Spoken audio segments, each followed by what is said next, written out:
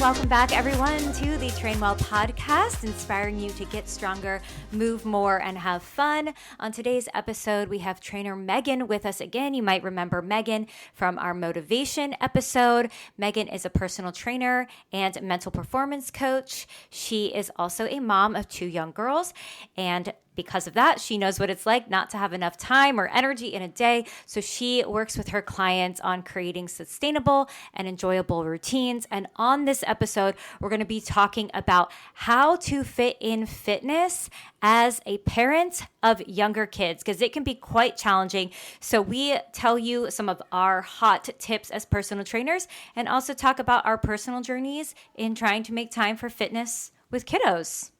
You're going to even hear some cool words such as Dadatude, an amazing word invented by our own legendary Darian trainer.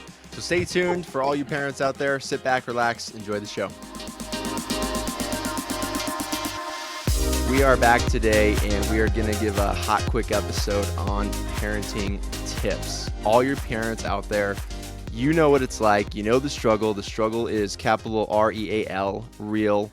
And we're going to give you some tips on how to best navigate that. Joey, you do like a spelling bee every time we start an episode now. And I'm always like completely lost. Like, wait, what is he saying? So sometimes that's a good when I say challenge. it, I'm like, oh gosh, don't misspell this. Don't misspell this word. I have to turn my Dadatude on. Listeners, you're going to hear what Dadatude is from our own trainer, Darian. Yeah, you will. You'll also hear my kids in the background. So this is perfect for this episode. We're doing it earlier in the day, so they're still here. And also it's summer. So you know what? Perfect timing for this one. With Father's Day weekend on the horizon, all you dads out there listening, you're the best dad in the world. No, you are. Dads are cooler than moms. I won't say they're tougher than moms, but they're cooler than moms. But I digress. Megan, let's kick things off. Give us a amazing tip from the parenting perspective. Your children are 4 and 2. And so tell us your top tip and why you think it's so important. Find a gym with childcare. Amen. That's a good one, honestly. It's hard to do. I know. It's like, I'm sure people are like, okay, yeah, easier said than done. Every gym should have childcare. I'm just going to say that. But I know that there are, like, we have a bar studio that has childcare. It's called Bar 3, and I know that's national. And then obviously Burn Boot Camp has childcare, and that's one of their biggest things. But we go to the YMCA. YMCAs in Nashville are like so good. When I first moved here, I was like, what? The Y? Oh my gosh, our gyms are awesome. And with the membership, we get 2 hours of childcare every day, which is amazing because it's a life hack for me personally, because I work as well. So I work out, drop the girls off, or right now, Barbara Ryan's in camp. So it's just me and Kit doing it while she's at camp. So we drop her off, and then we go to the Y. Kit goes to the Y play, and I work out, get my workout in, sit in the sauna or the steam room if I'm really feeling like, you know what, I do some me time, because workout and self-care. And then I sit for an hour and I work. And I will tell you, it's all moms. They have little designated workplaces now at the Y, and you just see moms on calls on their computer doing it. Like, and it is, if you have a YMCA around you that it has like a good gym, it is such a hack, especially in the summer. One of our preschool teachers works at the Y Play. And so Kit just goes and plays with her teacher. And so it's like such a nice, like, I feel good about it. They play games. At one of the Ys we go to, there is on Mondays, a guy comes in and does a workout class with the kids. He like puts on kid music and they like dance and move. So it's, it's great. If you don't have childcare at a gym, which I know a lot don't, get your kids toy dumbbells and little barbells and kettlebells. We were given those as gifts. People, I feel like when personal trainers have kids, it's like, oh, here's all this toy workout equipment that we can buy you. And my 4-year-old just picks that up and does a workout with me. I love that. Yeah. I also go to the Y, and the child watch is So key. And the cool thing about the Y, I'm pretty sure once you're a member at the Y, you can go to any YMCA anywhere. So if you're traveling and there's Ys all over the place, and you can bring your kids to Child Watch and get your workout. And even if you're on the go, those are awesome, awesome tips. I think the tip, I have two like key tips, and I think that they fold really nicely into the ones you gave, Megan, which is let go of the idea of perfection within your workout at this phase, especially if your kids are younger. Now, if your kids are older, I think you finally have a little bit more flexibility. They're going to probably leave you alone to do your thing. But if your kids are younger, and mine are going to be 5 soon at the end of the summer and 7, they still are a little needy. Let's just be real. So if I'm doing a workout at home, I'm not ever expecting that it's going to go exactly the way I planned. I'm not expecting that I'm going to get through from start to finish without interruptions. I'm not expecting that like my dumbbells or my yoga ball are going to be right where I left them. They are probably going to be, in the basement with the toys and wherever they might be. So I think going in with the expectation that this is not going to be perfect. That's okay. It's probably going to take longer than I planned. And like you said, if your kids are doing the workout with you, don't expect that you're going to get your absolute best workout. It's now a family affair. So like lean into that, make it a little bit more fun, use your kid as the kettlebell or whatever it may be, and just like lean into the fact that like this is life now. Now, the other tip I have, and this is what because I'm a prenatal and postpartum specialist as well, and I talk about this a lot with new moms, postpartum moms, prenatal moms, all of them. I say fast, functional fun. So if you're going to choose a workout, if you have the time, make sure it's quick. Do not plan to do an hour workout. Honestly, maybe 15 minutes is all you're going to get, and that's okay. So make it fast. And if it has to be that fast, it has to be functional. So probably not, bicep curls. Maybe do a move that's going to work full body. So like throw in a thruster or do a curl to press or do a superset, do a deadlift. It's working multiple muscle groups at the same time. So don't think isolation, think full body, and make it fun because you have this little bit of time to yourself. Do it something enjoyable. If you're dreading it, you're less likely to do it. Those are my best tips that I utilize for my clients, but also myself. I will say to myself, fast, functional, fun. It's okay, fast, functional, fun. That's how I get through it. Joey, tell us about your dad view on this. Well, I have a question for Megan before I go, and you, Darian. What is the worst disease or sickness your kids have got? Because I think I have you both from Child Watch, or we call it Kids Club, but what's the worst thing that they have brought home? Stomach flu and probably hand, foot, and mouth. Yeah. Yes. But my daughter got hand, foot, and mouth from our neighbor. She was at my neighbor's house, and my neighbor just was like, oh yeah, I thought we might have been around hand, foot, and mouth, but I didn't want to tell you. Oh no. Hand, foot. You gotta say it. Did she get the rash all over, like the little sores? Yep. Oh. But hand, foot, and mouth after like the second day isn't terrible. Oh, no. I know. I disagree. Stomach flu, though, because it rips through the whole house. If one person gets stomach flu, you're all getting it. And it's awful. The reason why I say it doesn't get better is I got sores because, everyone gets through it. I remember eating Chipotle, Megan, the new brisket, I think it was. Anyways, it was so hard to swallow for a week.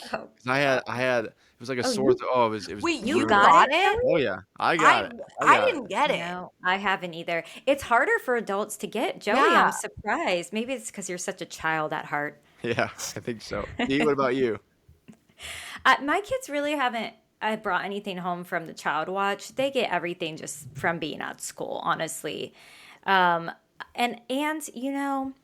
I think you get to a certain point where you just expect your kids are going to be sick every single month. So you just got to live your life and you got to still go to the gym. So you just have to expect there's a kid coughing in the corner. I'm going to take my chances. Sometimes you got to just do it.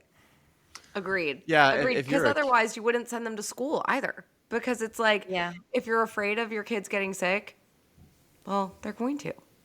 Yeah. Better to just get it over with. and they need stress for that immune system to get stronger, right? Every system in the body needs stress. Okay, tips from my point of view is number one is to kind of tailing off what Darian said is you got to embrace these short, sweet workouts, and you got to let perfection diminish. You know, Megan, you know, as both you and I collegiate athletes, like it's hard to embrace that old competitive spirit, right? But hey, if I have 10 minutes, 10 minutes is better than no minutes. But I would say outside of that, involve them as much as you can. And I'll tell a story here. When our daughter was born, she was still, you know, they sleep a lot, right? And so Max and I, our son, he was 3. So I put him at the bottom of the hill. I go run hill sprints with them, right? So I put Zoe at the top of the hill in her crib or in her car seat. I would walk down the hill, and Max and I would race up to Zoe and then come back down. Raise up to Zoe, back down. And then we turned it into like bear crawls and like squats and whatnot with Max. And one thing I found is that the kids are always watching. And we're blessed with a beautiful gym. So I'm getting off on a tangent, but lead by example, embrace the shortness, and involve them as much as you possibly can. And don't strive for perfection, like Dee said. I have, I'm hogging the mic here, forgive me, but I have a question for moms specifically, because a lot of our listeners, I believe, are moms. And Darian, I'll direct this at you, and then Megan, we can see what your input is. But because I think the motivation changes, but what motivates you to work out as a mother? And I can answer this as a father, but Darian, we'll start with you. What's your big motivation as mother? Well, here's the thing is, I was actually going to ask you guys how important you think progress is at this stage if you have young kids. I personally think that trying to focus on progress is potentially setting you up for some disappointment, but more so just maintenance. And you know, Megan, but also Joey too, if you're a parent, just the daily parenting duties are so physically demanding that I really felt that I would not be able to just get through my day if I wasn't focusing on training to be able to sustain the daily physical demand, which means holding my kid and not, you know, a kid that's holding on tightly to me and like pleasantly resting his head on my shoulder, but a kid kicking and screaming because he doesn't want to leave the park, or, you know, fighting against me when I'm trying to get them into the car seat, or, you know, that I'm carrying groceries on one side and the kid on the other side. And like, you know, I've been pushing a stroller with a kid on my back, and you guys know this drill. It's so challenging, and you're doing it with very little sleep. It's just very chaotic. So being able to focus on like, okay, I need to make sure I feel strong and mobile and energized to get through this day as a parent. I think for me, that's my motivation. But I am curious, Megan, what you think. And then Joey, I want to hear your perspective as well. I think I can definitely agree. Just like to be strong overall, my 2-year-old is 27 pounds.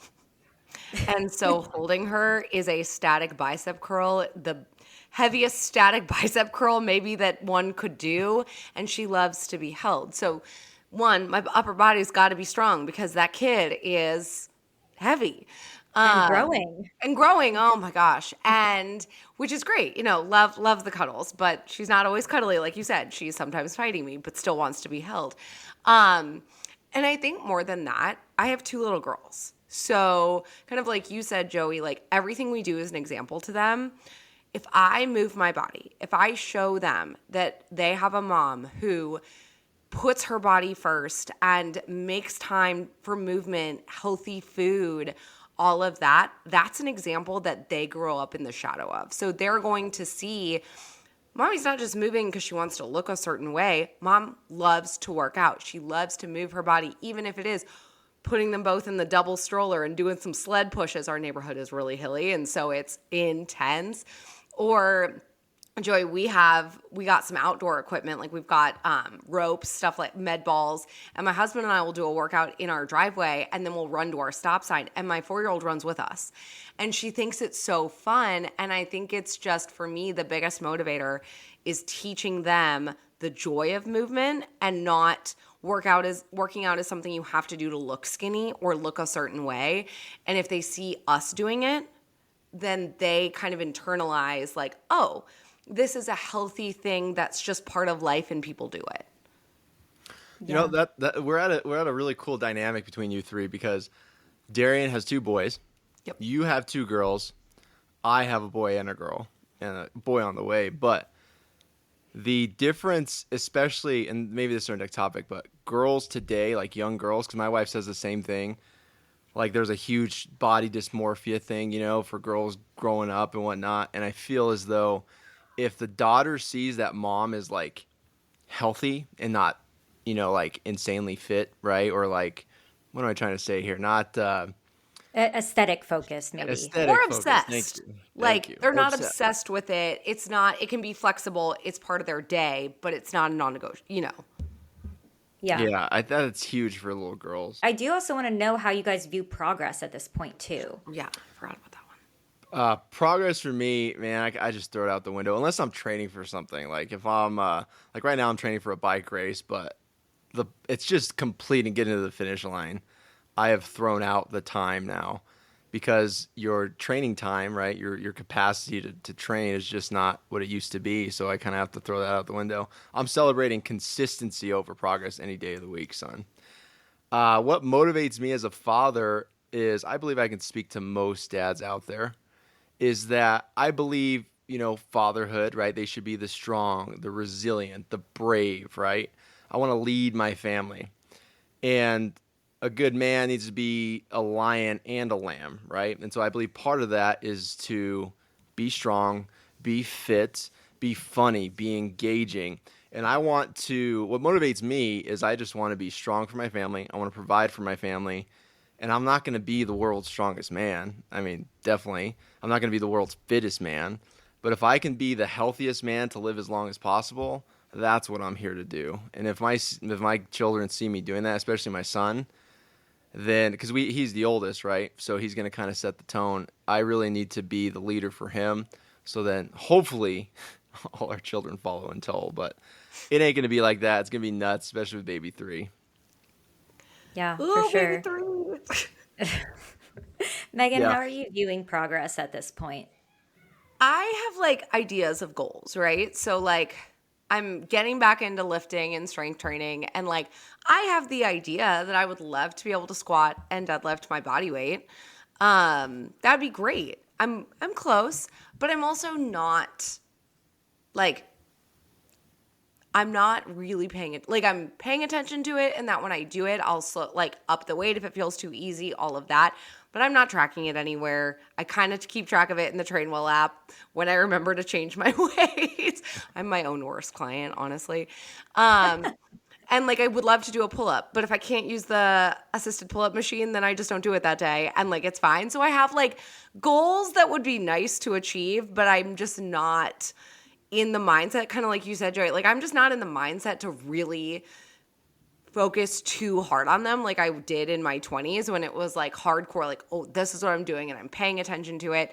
It's more about that consistency, and that's something that I celebrate with my clients. I'm like, look, if we can get you consistent, if you're doing those short workouts and we're consistently in, that matters more than anything, because as we know, you could do a 15-minute workout, and if you could do that multiple times a week, that's going to be way more than the 1 hour workout you could maybe fit in once a week. So for me, it's probably max 30 to 45 minutes and getting in what I can and trying to prioritize cardio, because I am a cardio junkie as an ex-swimmer.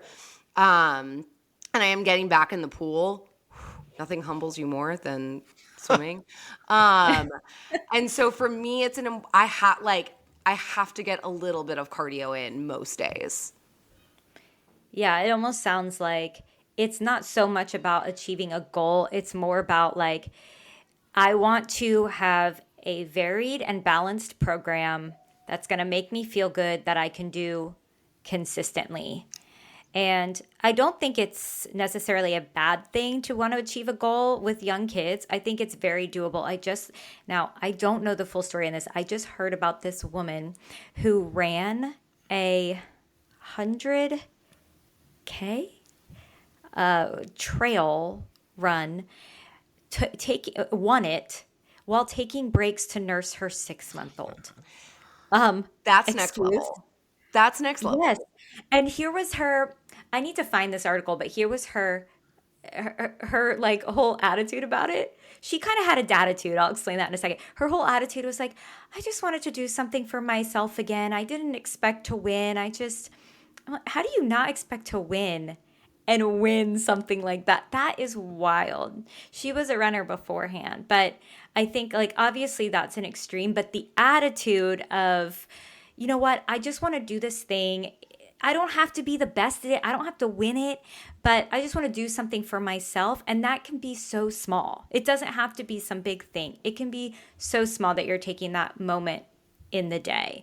I'm curious, like, Wait, how what's the important? attitude? What's the attitude? Oh, the data. Okay, so yeah. So I find myself as a mom, and I feel like maybe a lot of moms can relate to this, feeling like I am the one holding it all together. I'm watching everyone at all times. I'm mentally preparing for something to go wrong at any given moment.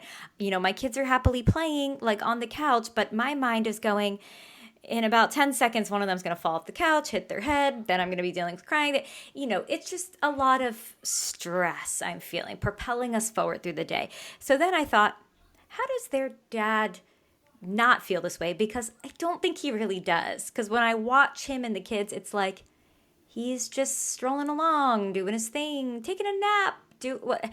And I realize he has a daditude. It's the attitude of being a dad. A more carefree, lighthearted attitude, if you will, less stress and anxiety. So whenever I feel my stress boiling up, I just try to channel my inner daditude. I love that. Before I that. speak on this, Stephanie Case wins 100K race, breastfeeding baby along with 16 hours and 53 minutes. My 100K took me 19 hours. And I wasn't pregnant for most of the training blocks. So Stephanie Case, if you're listening, you're amazing. And like, think about hero. this. If she's a 6-month-old, that means she's probably not sleeping that much. Yeah. No. How? Tell me how. And she probably had to take a break in her training after she had the baby because, I mean, I guess you can run postpartum, but like if you had I feel like for the first couple weeks, it'd be kind of painful. You're not really For at supposed to. least 6 to 8 weeks. Yeah. She probably didn't do anything. Yeah. My goodness. So amazing. It's, you know what? People are incredible. But I think it's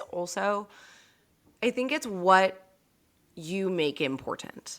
So, like, if, you know, for some people, it might be an aesthetic goal, right? Not saying that everyone should have an aesthetic goal, but for some moms, they want to look hot again to put it in that terms. Like they want to look really good. Maybe not for anyone else, but for their own. You want control over your body. You want to feel good.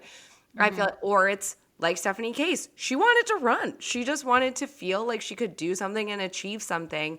And I think it's with every parent, you have to make the choice of, why am I doing this? What is maybe not the end game, but like, why am I going to prioritize this and why is it important? And I think at least us as trainers, when we get to that with our clients, can then reiterate it. Like, oh, you're having a rough day. Remember why you're doing this. Like, and also do a stretch. Like, you don't have to do a tough workout today. Give your body a break. But I think always remembering, like, there is a reason we are choosing to continue to stay fit, kind of like we all gave our reasons. But our clients just may not think about it the way we are.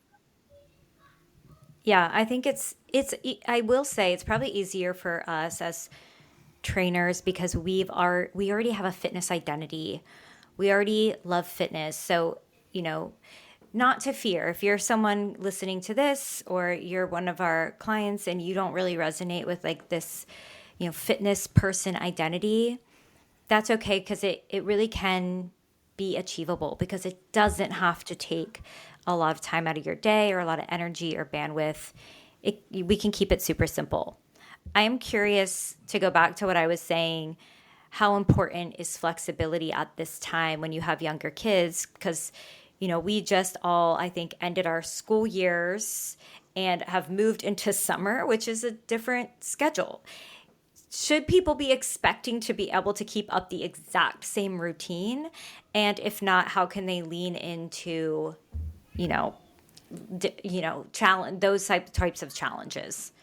The trainer in me always says this, like, there should be seasons throughout your calendar year of when you're going to, quote unquote, go hard, when you're going to go soft, and in between. And man, summer is a block where you're just chilling. You're going on vacations, going to the beach, because if you're out there looking for get bigger biceps and 6-pack abs, that all starts in like February, March, right? Summer comes, you're going to ride that wave. And then I also think that the holidays are where you're chilling too. So plan when you sit down with your trainer, right, at Trainwell, you have this huge overall view of what your training is going to look like for that month, because that planning goes a long way. But sometimes that plan goes to SHIT. It goes south. Yep. Yes.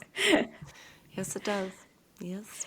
I really like that idea, Joey. So, like, I think that's actually a great tip for people to utilize, is like, think ahead a little bit, like more big picture to the year. Every parent knows, if you have little ones who haven't started school yet, that's going to be a little bit different. Once your kids are in school, it's pretty easy to block out what are the very busy times, what are the slower times that are just, are more predictable. Holidays, busy. Kids are out of school. End of school year, extremely busy with art shows, art nights, and the school play and talent show, whatever it may be. That's all happening at the end of the year. So look ahead on your calendar and just kind of think to yourself, when am I going to be so busy and potentially burnt out? Okay, that's a slower phase. I'm not trying to progress. But things like the start of the school year, like that fall period, that's pretty streamlined. Okay, maybe go a little harder then, something like that. Is that what you're thinking, Joey? I like that. Yeah, totally. Because it's just that planning. Even if it's not perfect, at least you have, because your brain likes to have something to fall back on, right? Like as an example, like if we go for a trip, like a road trip, right? We need like a plan A, B, C, D.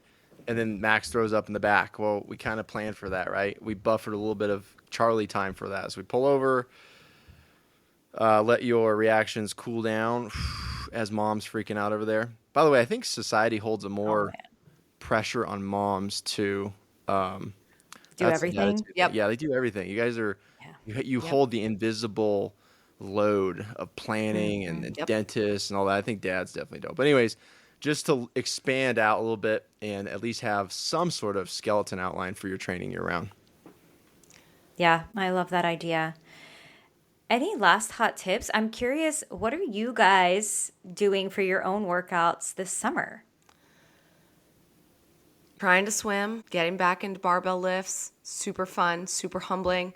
Back in the bro section of the Y, always a very funny. That's pro tip, moms. You can be in the bro section with the guys. Just don't pay attention. It's totally fine. Oh, don't get Darian off on this. She'll go off on a tangent on this. They're not paying attention to you. They're only looking at themselves in the mirror, okay? It's okay. I show up in my little tennis skirt, tennis dresses. Girl does not look like she belongs in that area at all. And I go and I just do my thing, and then I leave and I go into the other section. But that's what I'm trying to do. And just survive. Like, honestly, just surviving. Like, just getting through the summer, trying to look good in a bathing suit at the pool. Like, that's it. That's all we're doing. I love it. Joey, what are you doing for training this summer? Oh, well, this summer's crazy because I got the MS 150. By the way, if you're listening, make a donation to the MS 150 Colorado, Rob's Riders. I'll post it in the show notes because we got to raise $15,000. So that's a 2-day, 150-mile bike ride. And then I have the triple bypass, which is a 1-day, 118-mile over the Rockies. And then ride for church. So yeah, it's just been biking. I got a new bike. You know what? It sounds like you're doing so much riding, Joey. Like, I'm curious really quick. How are you fitting that in? Because you're going to be on your bike for hours. Oh yeah, hours. It's always in the morning because I wake up early. I mean, this morning I got up 4:30.